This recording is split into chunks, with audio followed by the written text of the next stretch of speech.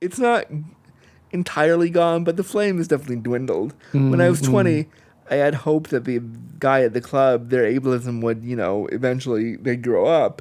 But now that I'm 40 and I'm seeing we're no closer to that, it's like, oh, fuck, well, what's the point of this? Hello, my name's Kay Anderson, and you are listening to Lost Spaces, the podcast that mourns the death of queer nightlife. Every episode, I talk to a different person about a venue from their past, the memories that they created there, and the people that they used to know. So, I know that there is a risk with this show of over-romanticizing queer spaces as these glistening oases. Is oasis the plural? Anyway, oases of tolerance and acceptance, and that once within those doors, nothing at all can hurt you. But that isn't really the case, is it? Like, despite how wonderful and freeing they can be, and I do believe that they are wonderful and freeing places, they can also be a bit shitty and a bit exclusionary. And I was reminded of that this week when I sat down to talk to Andrew Gurza, who is a disability awareness consultant and activist, as well as being the host of the Disability After Dark podcast. We got up to talk about The Edge, which was a gay bar in Ottawa, Canada, and a place that held so much promise to Andrew, but really absolutely failed to deliver on all counts. And we talk about why that was and what happened. But that's a weird way to set it up, because this isn't a depressing, woe is me type of episode at all. And I tell you what, that Andrew is one horny bitch. And he seems to have mastered the art of turning every single conversation into a conversation about blowjobs. So expect lots and lots of talk about penises, expect lots of puerile humor and tittering and giggling, as well as the collective despair that we both feel about mainstream gay culture and how vapid and ridiculous it can be. But I think you might know that that's my opinion already, because I seem to go on a tirade about it every now and then. Why don't we get into the conversation and hear from Andrew himself?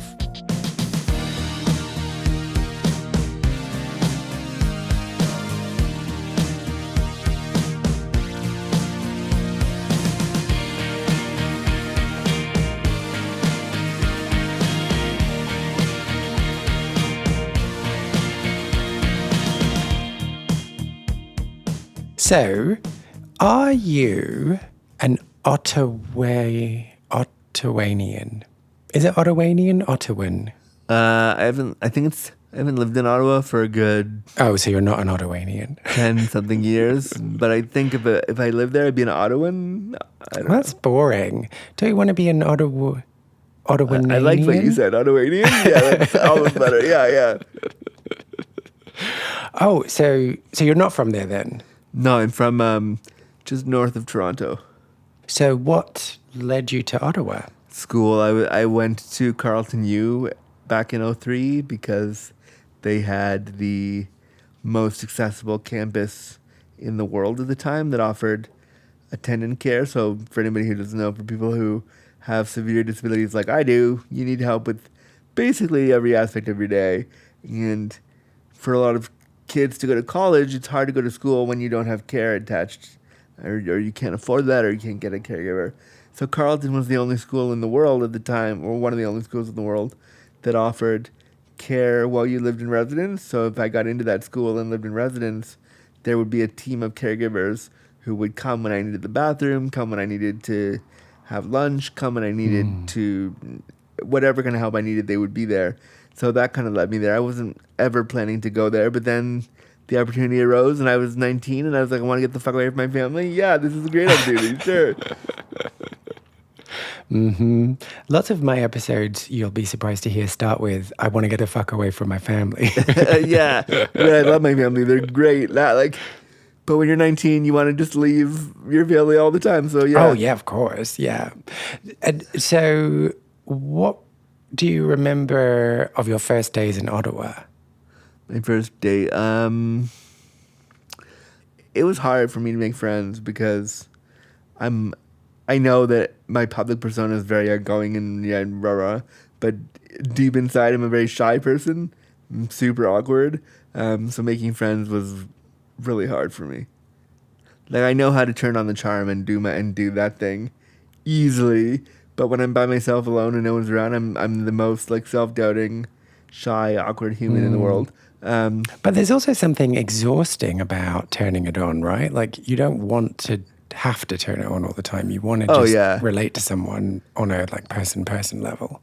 yeah, for sure. And so, but I felt that one of the ways to make it through my first couple of days in Ottawa was to turn on that like cheeky part of myself. So I did that for a while, but that was, as you say, exhausting.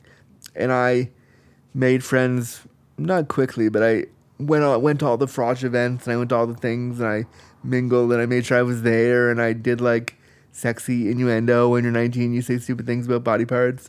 Did all that. Oh, give me an example. Oh, just like, hey, I want to touch my joystick, stuff like that, silly stuff like that, to make people like laugh. And I think pretty sure my frosh name, not for my first year, but for my second year, was like Hobag because I just would constantly make sexual innuendo and jokes to make people laugh. So that was my first couple years there, and I had just come out of the closet about 3 years prior to my family, and so I was like, oh, I'm free to be alone and to like figure out what all that is by myself. Cool. Like I was so excited because now I could like go to the clubs or go to the campus queer events or go to whatever it was and be like, oh, I can actually be a queer person now. Great. It's not just a label that I'm throwing around.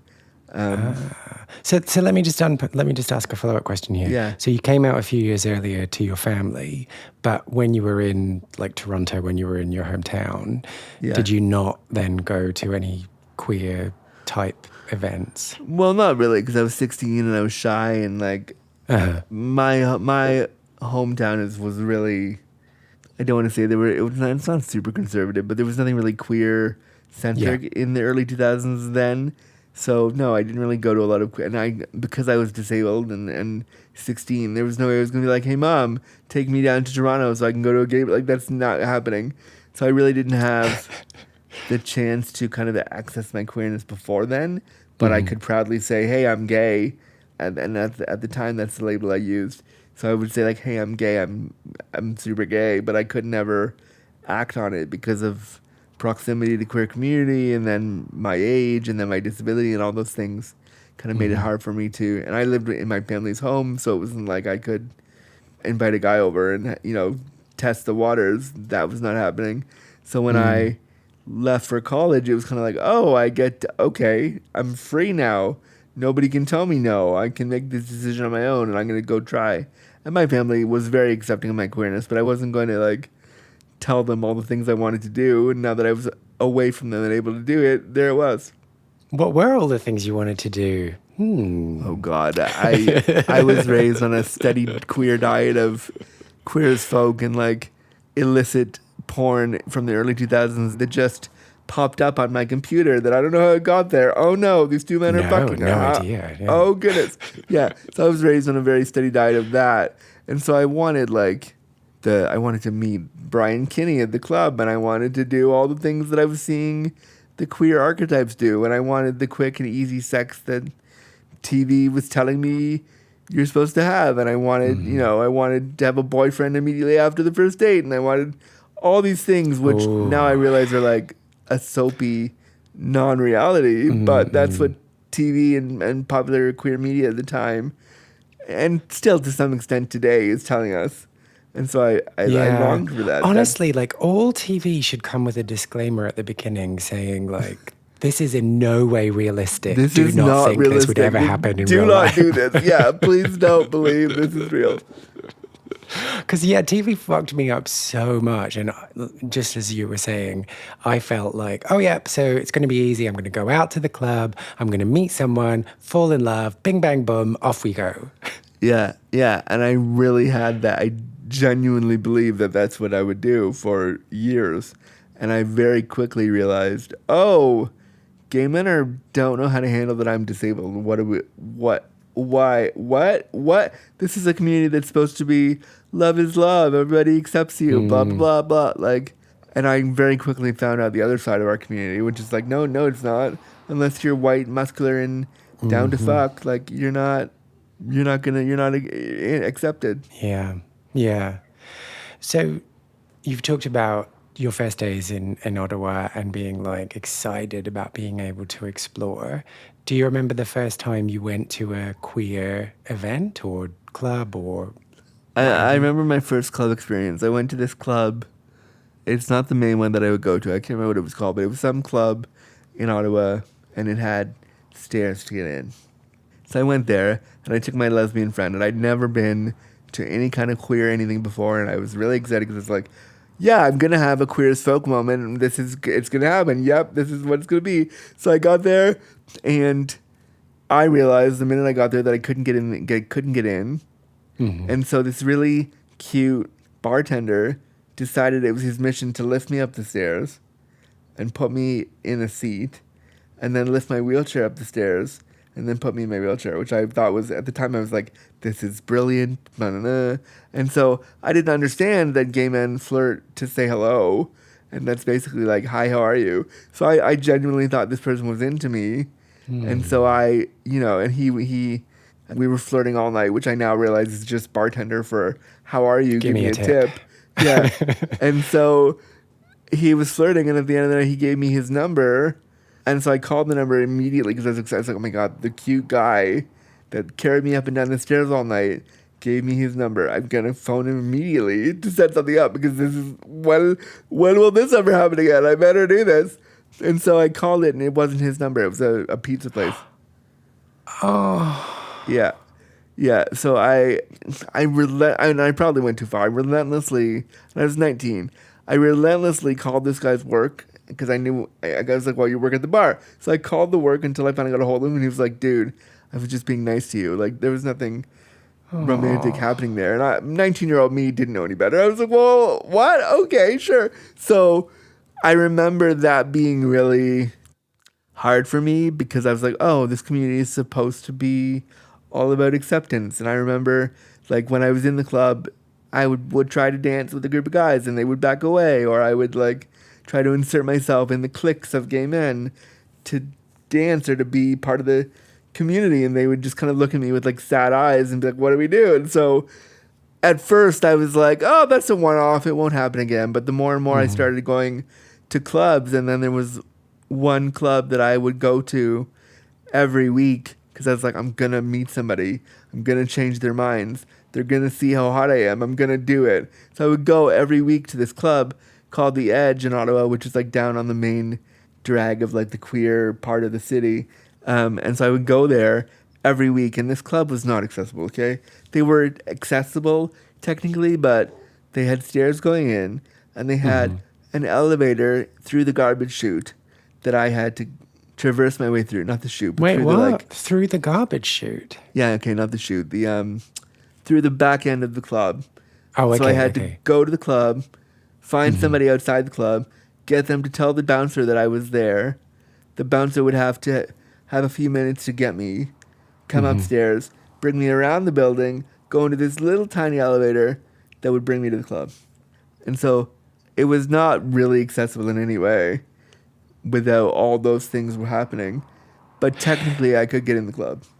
Okay. So then my immediate follow-up question is, why The Edge? Why that one? That was like, oh, you're looking for a Friday night thing to do and you're queer? Go to this place. It was just the place then? Well, I'm sure it wasn't the place, but it was like the one that I knew was accessible and the one that like the college kids would go to, and everyone on my campus that I wanted to bone would go there. And so, well, I'll go there too. And like every mid-30s gay dude that 19-year-old me was lusting after would go there. So I would just go there. And once I built a relationship with the bouncer, and once they knew me a little bit, they would know that I was coming. And so I was like, okay, well, I can at least get in. I should just go there. And so I remember when I lived in Ottawa, I would go probably, when I was younger, probably once every week or once every other week, I would go to just try to, I was like, I'm going to go and meet somebody. I'm going to make out with somebody. I'm going to like bring somebody home. I'm going to do it. Because at that point I was like, all I want to do is fuck. Because I'm 19. Yeah. And like, that's what everyone else is doing. So that's what I want to do. But every time I would go to this bar, every single time I go in there, and they'd always look at me with like sad pity eyes, or they'd look at me like, "Oh, good for you for being out tonight. Good for you. Is it you enjoying yourself?" And they would always treat me like I was not really supposed to be there. So I just kind of was like, "Oh, this is not really what I want, but also this is where I can connect with my queerness. I better go." But I distinctly remember it being like really hard to engage. And I remember one instance where I went to the club. I'm in the club like usual, and it's drag night, and so the drag queens are doing all their catty stuff, which, you know, we're all supposed to love, but I never did. I was like, you're a bit too into this like cutting people down thing. But okay, fine. So we were there, and so we're dancing, and the drag queen taps me on the shoulder, and I thought it was going to be like some hot dude being like, "Hey, want to dance?" And it was the drag queen tapping me on the shoulder to say, somebody reported that they bumped into your wheelchair when they were dancing. Can you get off the dance floor? And I was like, oh. And I was like, I'm just dancing with everybody else. And she was like, yeah, you're kind of in the way, though. Could you just not be on the dance floor? And I was too shy and angry and young to stand up for myself. So I just said, all right, sure. And I left. And I was like, fuck you. I'm not going to worry about this. But I would still go back. I would go back to just, maybe this time it'll be different. Maybe this time they won't be assholes. But I would have people fall over me on their way to the bathroom drunkenly from the bar, and then look at me like I did something wrong because they couldn't coordinate themselves because they were drunk. And I was like, I'm just here. But I got treated like a piece of furniture when I was there. I never got treated like someone who deserved to be there. I could never actually when I think about that club, I could never actually get on the dance floor. I could get like next to the dance floor. Yeah, there was like a riser, so I could get on the riser and see down on the dance floor, but I could never get in amongst the people to dance. So I always felt excluded. But I was like, maybe one night I'll meet somebody. And there were nights where I met dudes and took them home, and they always ended up being weirdos and never calling me back. And the universal experience of gay like just the horrible dudes. And I'm a hopeless romantic. I'm basically like, Taylor Swift should write songs about me, because that's the level of romantic delusion I have. But I'm a hopeless romantic. So, and I would always give people the benefit of the doubt. And so they do something horrible to me, like not call me back, or, your typical gay male fare, basically. And I would fawn over them because it's like, oh no, they're a good guy, it's fine. And all my friends were like, no, what that person did to you was they were an asshole. Like, don't stop putting up with it. But 20 years ago I had hope, which has definitely hardened and crusted over into like rage now. It's now just rage. I just don't have the energy. Okay. We've gone like in lots of different directions, and I have got lots of follow-up questions, so I might take us back a few steps. But I want to find out about this rage at one point. One thing that I'm really keen to find out about is, you talked about your first time at this other bar with the guy who gave you his phone number. Do you remember your first time at the Edge? No. It's kind of all a blur of like many nights mushed into one. Yeah. So I imagine like I got there and I realized it wasn't accessible, but then the bouncer told me that there was a back way. And I probably was excited that there was a back way, but I can distinctly remember having to wade through boxes and garbage bags to get into the club from where this elevator was. And I distinctly remember being like, well, this is not accessible. But at the time I was like, whatever, you're leading me to possible dick, sure, this is no problem. Now I look back at that and I go, why would I ever accept this? This is not accessibility. But then I think about so many queer establishments don't have the funding or the money to really even run. So I can't even blame them. They were just trying to keep their doors open, but at the consequence of accessibility. And you said that a lot of people would look at you with sad eyes or be really patronizing when they met you in the club. And there's kind of no way of winning when people do that, when they like start off the interaction with this like establishing this hierarchy between you and them. How do you respond when people do that? And are there any tips? Now or then? Well, both, maybe. Now it's just, well, I want to say it's rage, but really it's like, I put myself in a position as a disability consultant to teach people about disability. So now it's like, okay, where does that fear come from? Why do you think it's appropriate to talk down to somebody? Why are you looking at me like I don't matter? What? Tell me why. Let's unpack where this come from. Then I'd just be like, oh, whatever, you're ridiculous, fine. Now I'd be like, let's unpack it, because I don't think queer men, particularly queer men, have any education on what it is to be disabled. In our community, a lot of people, because of AIDS, have seen their partners get sick, have seen their partners die, have seen generations of queer men disappear, and so when they see a disabled person that embodies what they think is sick, they get scared. They don't know why they're scared, but it's scary. And so I think that's why a lot of queer men are so into fitness and health and like all the stuff, because they're afraid of, if I get sick, what will that mean for my viability as a queer person? And so I'm like, well, I'm sick and hot. Why can't that be a thing? Like, why isn't that okay? And I think it just scares them. So now my kind of thing is like, queer men need education on disability, and they need that education in the clubs they go to, not just from me presenting or doing a podcast. They need somebody in the clubs being like, hey, have you ever seen a really hot disabled guy at a club? No? Gee, wonder why? Let's talk about it. Like, let's break it down. Or have you ever seen a really hot disabled guy on the apps and you wanted to talk to them, but you were scared? Let's talk about it. They need somebody to like kind of hold their hand through, you've done ableist things, let's explore why, without shaming you. And so I would say to them now, like, you gave me sad eyes, and yeah, that's a little bit ridiculous, but why did you do that? Where did that come from? Let's unpack that together. But how do you, and this probably speaks more to my pettiness and short fuse than anything else, but how do you manage to always take the high road rather than be like, listen here, you fucking man.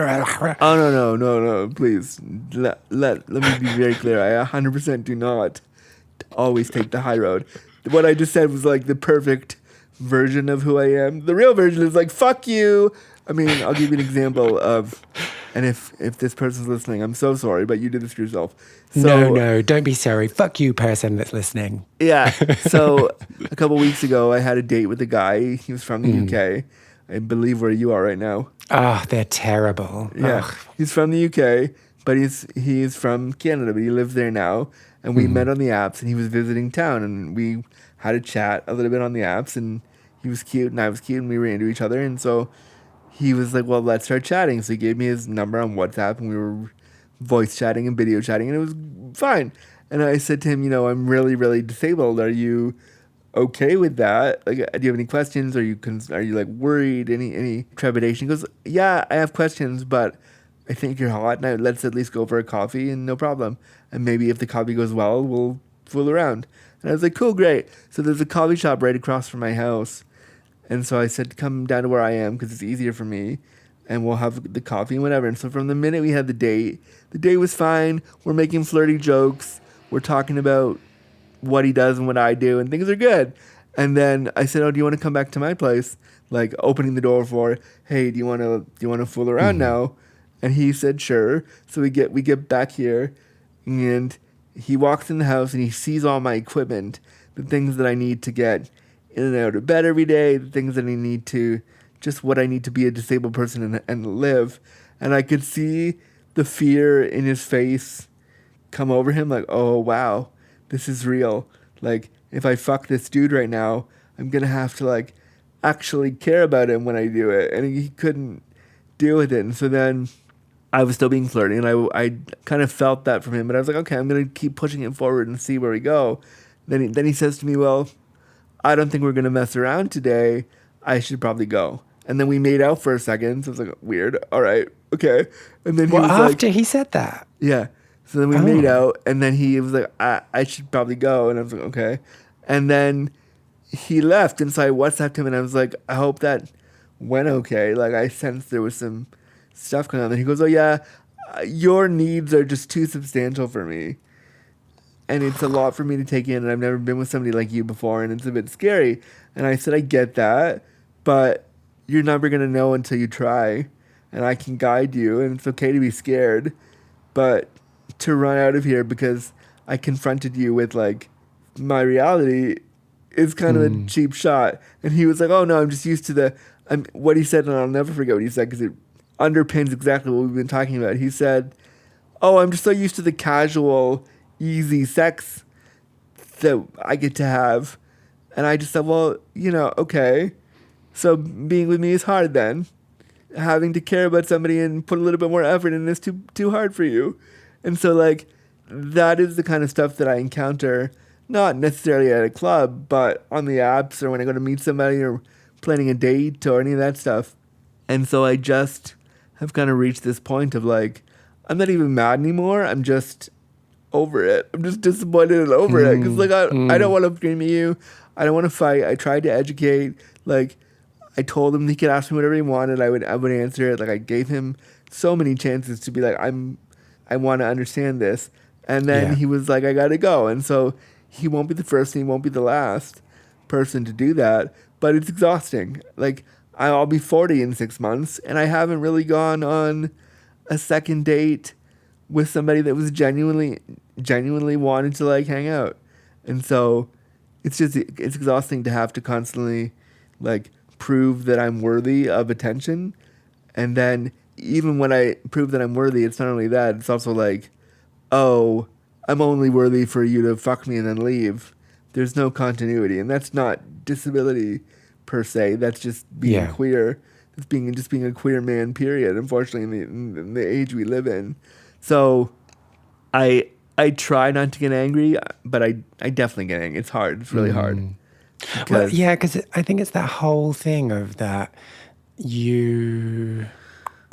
like, people kind of just shut down in these situations, don't they? They just get scared, and unfortunately, it's not their fault. It's just because they don't have any education on what it means to be around a disabled person. We don't have comprehensive education on what ableism looks like, what it feels like, how we contribute to it, especially when it comes to sexuality, and like. How do you fuck a disabled person that you're interested in? There's no education around that. I don't blame him, but I also think you're a queer man. He was about 50, and I was like, you're a queer man. You've probably been through some discriminatory things. Do you not see how what you're doing is equal to that? Is really similar to that? Like, you must remember being excluded from things because you were queer. How did that feel?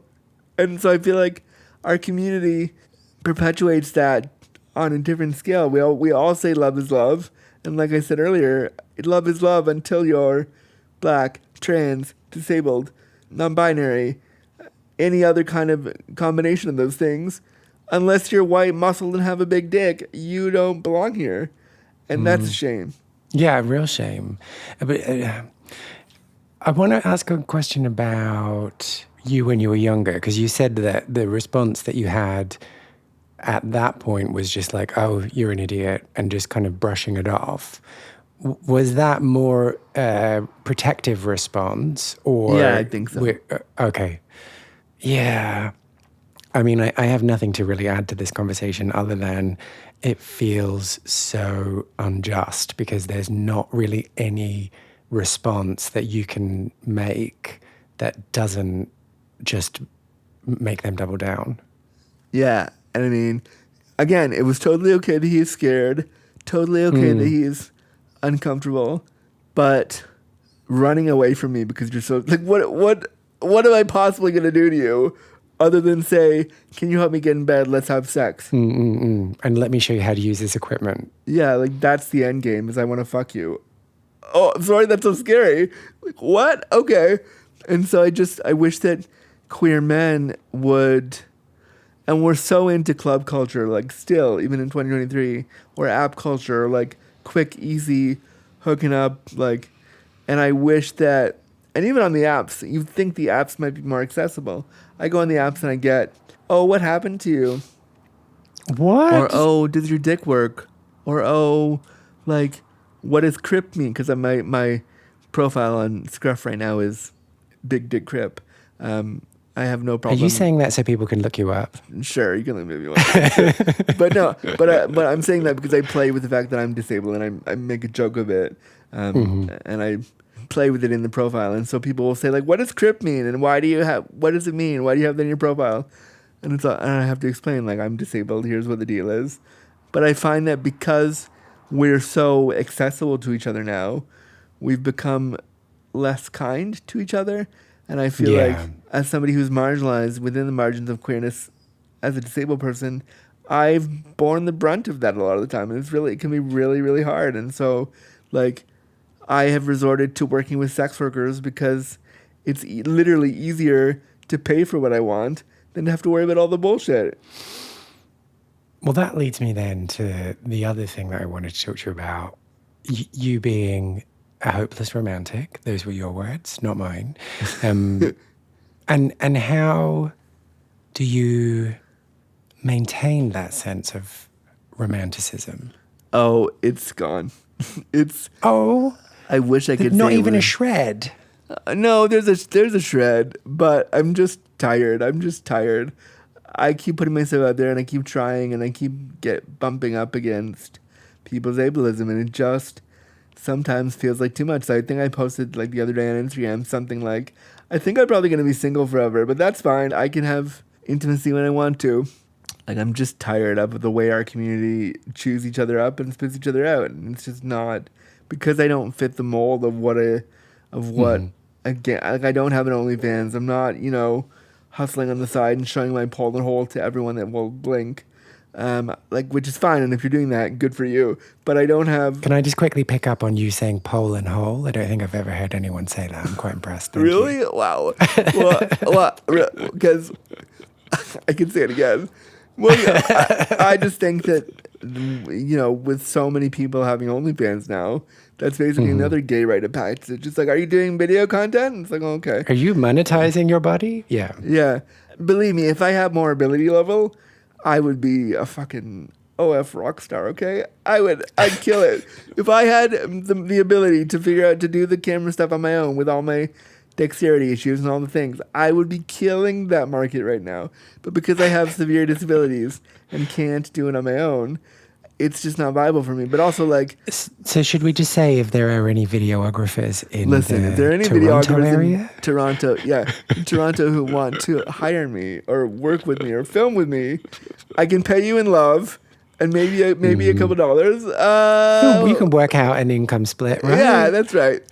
Because I know freelancing is hard, but I think with the rise of all these things, it continues to elevate in queer spaces that only certain bodies are acceptable, and we see it all the time on those platforms. What do you see mostly? White, muscular dudes who all know each other and have this weird incestuous relationship with one another, filming collabs together over and over again. And after a while, it's like, oh, this is boring because I've seen you all together, and I'm very happy for your I don't get the thing. business plan. I don't get the thing about OnlyFans, really. Like, I'm one of those people who, once I've watched a porn once, I'm like, okay, I never need to see that again. So I can't imagine, like, following someone and then being interested in all of their videos all the time. Doesn't it just get boring? As a viewer, and I watch a lot of porn, and I've done a little bit of porn myself too, but like, as a viewer of that porn, it is really boring. It's like, okay, I get it. You're all friends. You all know each other. You all like visit each other's cities and fuck each other. Great. Why does that need to be content? Why do I have to watch it? Like, it's really off-putting for me to watch a porn where someone is looking at the camera to make sure that the angle is right or whatever. Yeah, because it's yeah. like, you're not in the moment. You're not enjoying this. Why? Like, how am I supposed to enjoy it? And I think that translates into how we have sex too. Like, I was with a guy a couple years ago, and I swear to God, he was making the noises as if there was a camera there. And I wasn't doing anything. And I was like, what are you doing? There's no way I'm pleasuring you that great right now. Please explain to me what camera you're doing this for. We're not filming anything right now. What are you doing? And it was so strange. And it just shows that, like, I think these platforms are, the monetization of our bodies is really ruining how we engage with each other in intimacy. When I have sex with somebody, like, And I filmed porn, but even when I was doing that, I was like, I want it to be real. I want it to be us just having sex. Can we just, sure, the camera can be on, but can we just fuck, please? And so my Yeah. scene partner, who was also my sex worker, was like, sure, we'll just do what we always do. And that was great. And it was a really fun video to shoot because it showed people, like, here's how somebody with severe disabilities fucks. Here's a 22-minute video of how that happens. Watch. And, like, that was really cool. And I even sent it to the guy that I invited for coffee. I was like, look, here's my porn. Watch this. It'll give you a how-to on what to do. What, before or after you had your coffee? Oh, no, I sent it before to be like... Oh, so he had all that already. I think it probably just hit him that it was oh my God, this is real.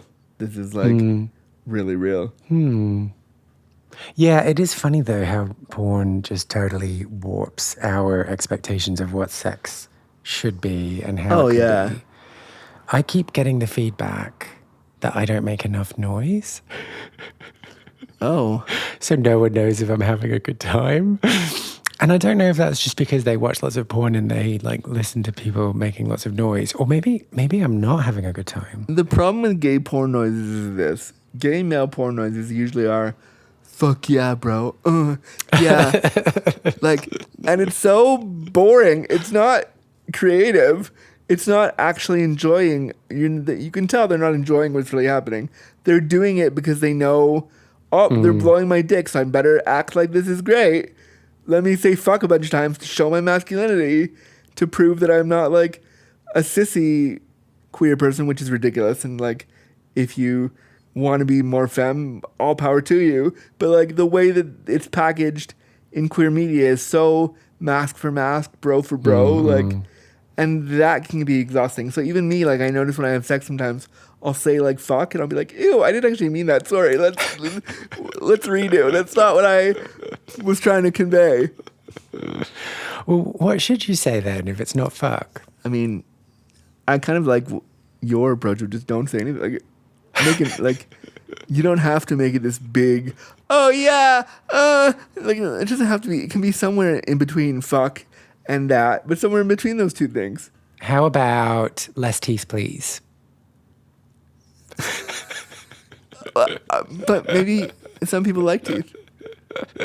Well, okay, maybe. Yeah. Listen, some pressure on the head of a dick is very nice. Just a little bit, I'm not saying bite on it. I'm saying just a little bit of pressure is very nice. Yeah, I think we have different tastes. Clearly, that's just fine. So, hopeless romantic. So you just are letting go of that part of yourself. As I get older, yeah. I'm just too tired. I don't have the energy, man. I'm just exhausted. Like, I'm not saying that there's a part of me that it won't be there for, but I'm just like, I don't want to try. I've tried. Every time I try, I get bumped by someone's ableism, and I just don't have the energy anymore. Like, if you want to fuck me, you try. Why do I have to do all the work? But okay, wait. Hopeless romanticism is not about getting buggered. Really? I mean, have you met most gay men today? Really? Well, you know, it might lead to a bit of buggery, but it's something in and of itself. Can you have a side podcast called The Bit of Buggery, please? Can we produce that together? Sure. Yeah, I can do that. The first episode can be what sounds to you make you mad. It can be a tutorial for me. I can learn things.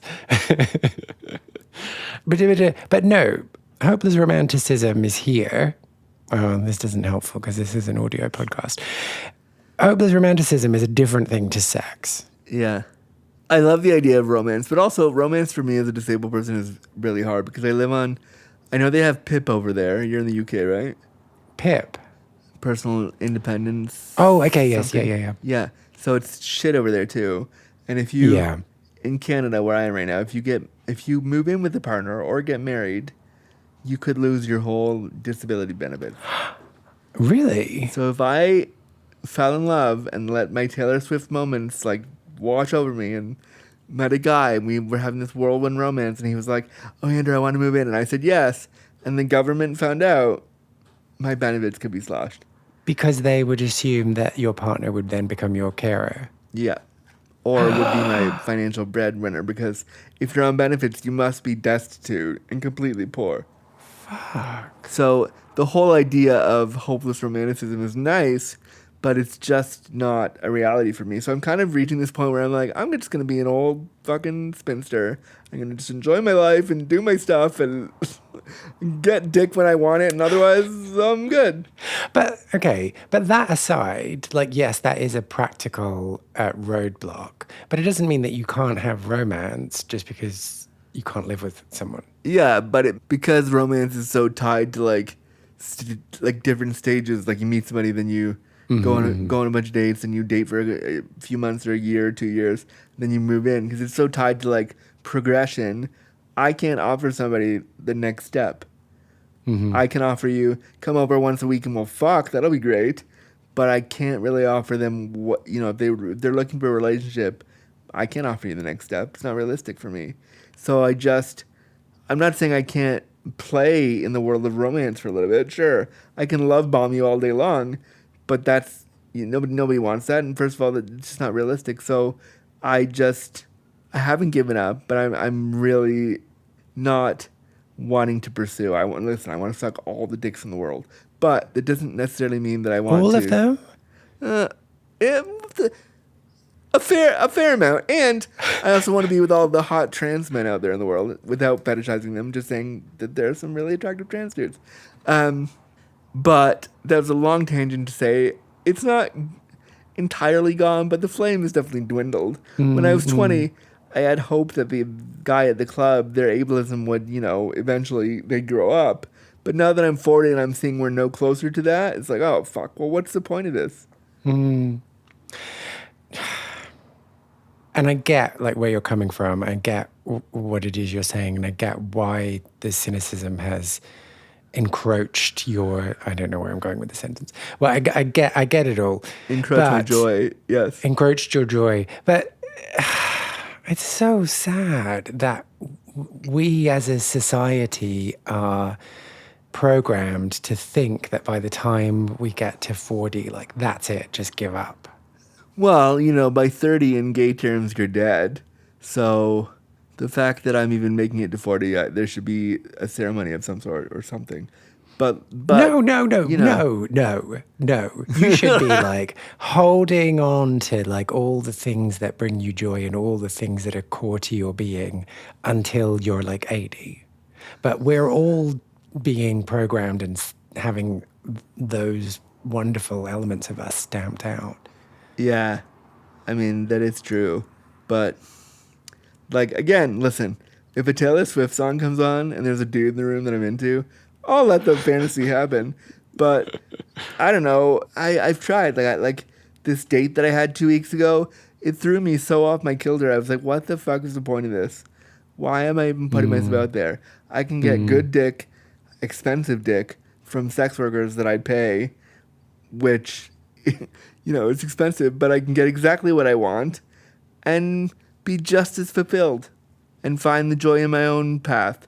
And so, all those experiences in the club years ago kind of primed me for this kind of moment of self-reflection of like, I'm okay to be alone. And I think some queer men are just going to be alone, and there needs to be more stories about that too. Oh, absolutely. And like, I'm not trying to say like, oh, being alone, oh, that's so sad or anything No. like that. Like, I think being alone is wonderful. You get to choose what you have for dinner. You get to choose what you watch on TV. Like, there's no arguments about any of that crap. You can jerk off whenever you want, and you don't have to, you could just, whatever you need to do, you're good. Always bringing it back to sex, Andrew. Always bringing it back to sex. I do. I run a sex podcast, right? Yeah. Well, here I am talking about like dinner and TV, which maybe like lets on to the fact of how boring my life is. Anyway, shall we talk more about the club then? Should we talk more about we can do that. So, were there any moments of joy there? Because I don't want this whole conversation for us to be like, wow, isn't life crap?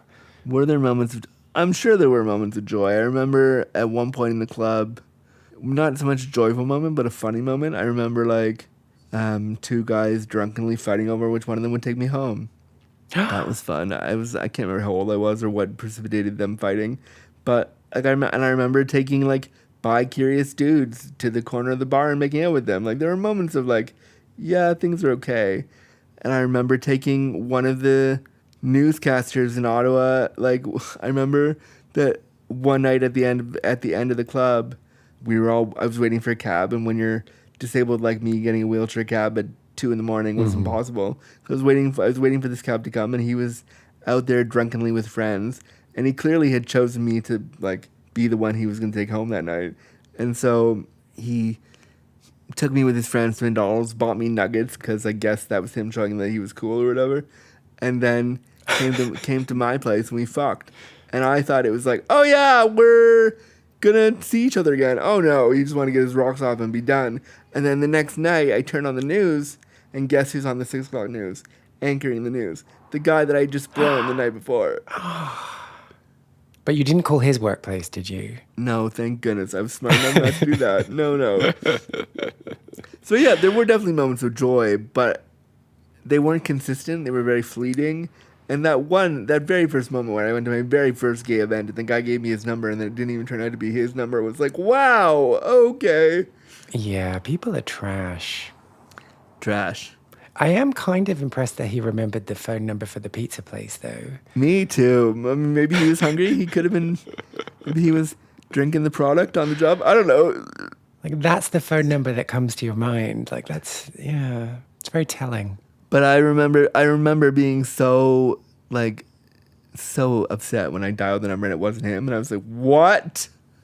How can you, like, you carried me up and down stairs, and I was very naive, and I think I still have some of that naivete mixed in with, like, even though I'm jaded now and I'm definitely becoming Dorothy from the Golden Girls, but even though I'm jaded, I still hope that one day somebody's going to like sweep me off my feet and do all these things, but there's a comfortability in knowing that I won't ever really have that. There's also like don't have to worry about that bullshit because guys are trash. And like a letting go. Yeah, and so the more and more, like I'm nearing 40 in about 6 months, and part of me jokingly wants to marry myself because I technically can't marry anyone else or I'll lose my benefits. So might as well have a wedding with myself because I can't marry anyone else. And like I just kind of want to just embrace that I'm going to be alone forever. Not in a way that's like, oh, I'm so sad I'm going to be alone. But like, no, you're going to be single. That's all right. There's nothing wrong with that. Find the joy in that. Do you have any memories of The Edge, or maybe clubbing from your own queer scene that you want to share? Well, I think you know what's about to come, right? I want to hear all about it, so why not get in touch? My plan is to create the biggest online record of people's memories and stories of queer clubbing, but I can't do that alone, can I? I can't go to every single club in the world, even if they were still open. Anyway, go to lostspacesPodcast.com, find the section Share a Lost Space, and then tell me all about what it is you got up to in your queer space of choice. Or if that's a bit too much and you just want to dip your toe in the water, why not get in touch with me on Facebook or Instagram, where my handle is Lost Spaces Pod. Find out more about Andrew by following him on Instagram at Andrew Gurza 6, visiting his website, andrewgurza.com, or why not give his podcast, Disability After Dark, a wee listen. If you enjoyed this episode, I would really appreciate if you were able to leave a review on your podcast platform of choice, subscribe, or just tell other people who you think might be interested in giving it a little listen too. My name's Kay Anderson, and you have been listening to Lost Spaces.